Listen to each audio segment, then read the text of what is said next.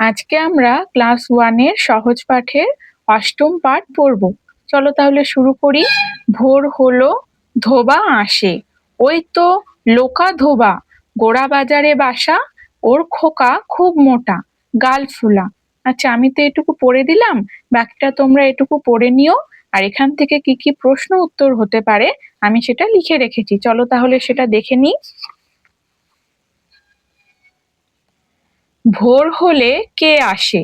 ধোবা আসে। লোকা ধোবার বাসা কোথায়? গোড়া বাজারে। ওর খোকা কেমন? খুব মোটা, গাল ফোলা। কার পিঠে বোঝা? গাধার পিঠে। বোঝাতে কি কি আছে? ধুতি, জামা, মোজা, শাড়ি।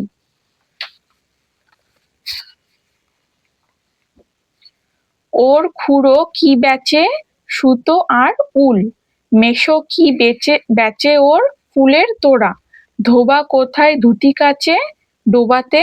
ডোবার জল কেমন? বড় ঘোলা। গাধা কি খেতে ভালোবাসে? ছোলা খেতে। আজ কোথায় বিয়ে? কোঠা বাড়িতে। বিয়ে বাড়িতে কি কি এলো? ঘোড়া, গাড়ি, একজোড়া হাতি এলো। হাতি চড়ে কে আসে? মেজো মেশো। নাতি কি চড়ে আসে? ঘোড়া। ঘোড়া জোরে চলে না কেন?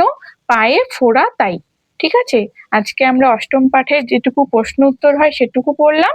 পরের দিন আমরা এই কবিতাটি পড়বো।